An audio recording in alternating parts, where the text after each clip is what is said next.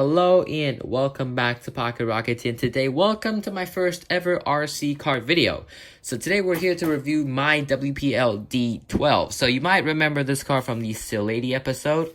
And yeah, the car that was then my only D12 was yellow. And you might be wondering what happened to that car. Well, this is not that car. I didn't repaint this. This is a whole new D12. And we'll get to what happened to the yellow car later. But this is basically my first hobby grade RC car. So I'm going to also get to that later. We're going to go through a lot of stuff. Mainly just how this car functions, what it's based on, and what I've done to it so far. Just kind of give you an overview on this car. And this car, by the way, comes at $60, which apparently for an RC car is really, really cheap. I mean, I don't know because this is literally my first time, like, diving really deep into RC cars. So I don't know as much as you guys. So yeah, it'll be really nice if you guys could comment down below and tell me a little about this car. So today we're here to review it. And I guess we'll start by the remote because I really don't know where to start. So the remote control, this is like a gun remote control. So that's apparently better than like normal remote controls, because normal controls you just have like 4 buttons and you kind of press. And so yeah, we're gonna quickly turn the car on, and the on button is right here, so you can just turn it on, and the lights will start flashing. So that means it's not connected to the controller yet. So you turn the controller on right there, so that is connected. So apparently there are like different patterns to which the light flashes, and that indicates different problems. But as far as now, I have never really been able to tell the different kind of patterns. So it's really easy to operate. So you press this, it's forward, and you kind of trigger right there. That's backwards. So this thing is fully proportional steering. So what that means is basically you can turn a little bit and the wheel turns a little bit, and you can turn a lot. So for like a toy grade RC car, it's either like this or nothing. So it's like all or nothing.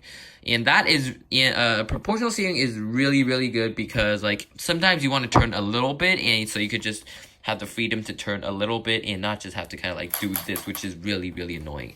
So yeah, this also has proportional throttle. So that means, all right, let me squeeze my hand through here. So yeah, check this out. Slow and fast. And now onto the speed. I'm now going to explain what these 2 buttons do. So these 2 buttons, basically, they act like the limiters. So you press this button and it unleashes all of its beautiful horsepower. So I'm going to let you hear what happens before I press the limiter. So right here. So now we're going to turn off the limiter, which allows it to go higher speeds. You can kind of hear that like difference in the tone of the motor. So yeah, we're going to turn it back off. You can kind of hear it in the different tone of the motor. And the upper button right here is the angle. So this is the original angle, and you press this button, it automatically unlocks like kind of a new, kind of just a further angle. So it's really, really convenient if you want to drive this in your home, and if you don't have a big house, it's really, really convenient. And I'd say it's completely fun. It's super fun. And this thing is rear-wheel drive, so it is not made for crawling like some RC cars, but a lot of people have turned this into a drift car. And to get this thing to drift, it's actually pretty easy. I mean, it's pretty easy to make this thing to do donuts, but like actually drifting is pretty hard. So yeah, right now the wheels I have are, you know what, let's start with my aftermarket modifications. So the front here we have, oh my god, okay, this is not working at all, because I'm used to like holding up 1/64 scale cars, and holding up a 1/10 scale car is super duper hard. So the front, we just kind of have a little detail right here. So we have like a detailed badge and a sticker right here that says Turbo. And I really, really like the sticker because it has like a really 80s font to it. And this car was based on the 1980s Suzuki Carry, which is a super cute little K truck. And also a license plate right here. And basically black accents for the like the holes in the body. We have POC Rock, which, if you don't know, stands for Pocket Rocket, which is hence the name of this channel. So for the side, we have kind of like detailed rubber stuff detail black, nothing too big of a deal. And the wheels, I was like, when I first bought this, I was really shocked by how many different aftermarket options there were. So they're the stock wheels right here, which look hideous, and they fit on like that. They don't look very good, and I have currently 2 sets of wheels for this car. So that is the on-road set, which, as you can see, has rubber tires, so that means it's very grippy and excellent for just going on the road. And this one is the drifting tire, and I mainly use it indoors because this tire is hard, so that makes it just very very little grip, so the car is easy to spin out and very hard to control. So yeah, I prefer the rubber tires, but I do also like using the drifting tires. So this car does come with a few stickers from the factory, which are right here, and they are absolutely hideous. Like, what the hell is this? This is like the modeling company that made this, but I really, really hate their logo. Like, this is just ugly in every aspect. So I did go ahead and buy myself some stickers right here. These are specifically for like 10 scale RC cars, and I did apply this turbo sticker on here, which is from that pack, and I think it looks really awesome. And the other sticker we have right here is a Circuit City sticker. Not that I go there very often. I've actually never been to Circuit City, but I just think it looks really neat. So there's also another pack of like many stock stickers that consists of like the details of the cars, like the rear lights. These are from the sticker pack, which really is really useful. And we also have some other stickers, but they just look cheap, so I didn't apply them. So yeah, now this is my second D12, and this is in the color white. And one thing that you guys should like really know is that white is painted, so the paint can actually chip if you crash it too many times. But the yellow one, which is currently in a million pieces, and we'll get to that, we'll put the right here. But the yellow one is actually pure plastic, so here it is, the yellow one. Yeah, super duper, just God. Right, we're gonna put the white one back there. So yeah, this is the yellow one, and last time you saw it, it still looked new, and I'm gonna explain what happened to it. So this one I kind of used as a beater because it was my first D12, and I was really excited, and I went off-roading with my good friend and teacher. Yeah, my teacher also likes RC cars, which is super cool. So we went off-roading together, and one thing led to another. I broke the front this front support right here, so you can see right there, it is just cracked in half, and yeah. So what happened was I was going really fast, but when I kind of turned, so I turned like this, so the car was still going really fast. And then there was kind of like a rock right here, and I just smack hit it, and this thing just completely snapped. So yeah, that is the first problem. And the second problem is that you can see that this car has no motor. And why is that? Why does this car have no motor? Well, that's because I was taking this car to push the limits of it, and I think I may have gone a little overboard, and because the engine started, the motor started smoking, which I think officially makes me the first person to ever make a D12 motor smoke, because I don't think that has ever been accomplished. And also more front knuckle problems. This front knuckle is completely busted. So this is the normal one, completely straight, nothing wrong, and here's one. So this also happened when I was turning because I'm stupid. Right. So yeah, this thing is now pretty much my project car, and yeah, I guess I'll just finish it.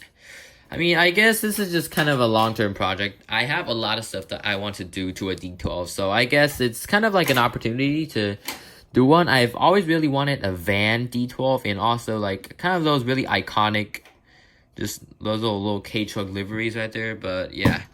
Anyways, this is basically the end for my D12s, and one thing that is really shocking about D12s is that just the sheer amount of just aftermarket parts for them. Like, it's really amazing. They're like metal replacements for anything. So you see on the bottom right here, so this is all plastic. These are all plastic. So there are metal knuckles, metal drive shafts, metal everything, and there are even like 370 motors. This car is currently a 260 motor, and oh yeah, I just remembered something. So a lot of people had trouble finding, like, so let me show you right here. This is the battery for the yellow one, and so basically where this battery goes in is right here. So you turn the rear spare tire and the compartment lifts up, so the battery is right there. So the battery compartment is right there, and you have to make sure that you kind of pack the wires all in snugly so that the compartment would close and you could lock it. So yeah, that is just a little mention right there, and I think there is definitely a lot of potential for this car, and I am gonna order a metal drive shaft because, like, okay, so if you want a D12, and if you want to even go fast in it, if you want to kind of just throw it around outside, you need a metal knuckle right here, and B, a metal drive shaft. That is completely, that is needed. You need it because my teacher, he went off-roading and he busted the plastic drive shaft, so this just broke cleanly in half, and yeah, he was really upset. So yeah, be sure to buy that if you want this car. And also, how do you fitment wheels? That has been a question for me. So you can see, like, these drift wheels, their gap is really big right there, and these stock wheels. So let me show you the difference. So right here, these stock wheels, they're I think 5 mm gap right here, and you need adapters to put them onto these, like, 1/10 scale M chassis wheels. So yeah, so this is what it looks like without the adapters, and this is what the wheel is gonna look like with an adapter right here. So this adapter you can buy online pretty much at any hobby site because it's pretty common, and they're especially made for D12s, and there is actually a relatively large community playing D12s. So yeah, this is what it looks like without the adapter, and this is what it looks like with the adapter. So with the adapter, where's my yellow one? There it is. So we're gonna quickly take this car off. So without the adapter, there is just simply no way that you can get this wheel to fit. So right there, completely doesn't fit right there. But with the adapter, you could just fit it straight on. It fits like a stock wheel, and yeah, just add some screws on, and that'll be great.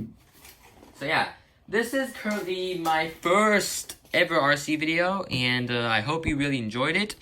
There are just a bunch of aftermarket parts for this thing, so I'm super duper excited. There are even like wide body versions of this thing, so like they come in kits like real cars, which is really cool. And also another thing, some people say that this is a toy grade RC car, others say that this is a hobby grade RC car. Well, what is it? I think this question is kind of hard to answer because, like, this car is definitely, I mean, children can definitely play this, but what separates it from like a normal toy grade RC car is the kind of the layout of the chassis. It mimics like a real K truck, like a real small truck. So I think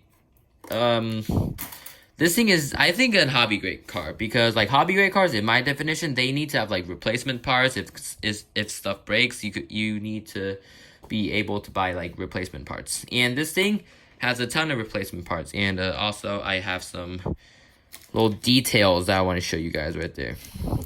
Right, check these out. We got some 10 scale beer bottles, which is super duper cute. So yeah, that is basically today's video. You can find me on Instagram at PocketRocket64. Hope you enjoyed. You can go ahead and do this if you want. It really helps out the channel. And thank you again for 200 subscribers. I love you guys. Stay safe. Bye.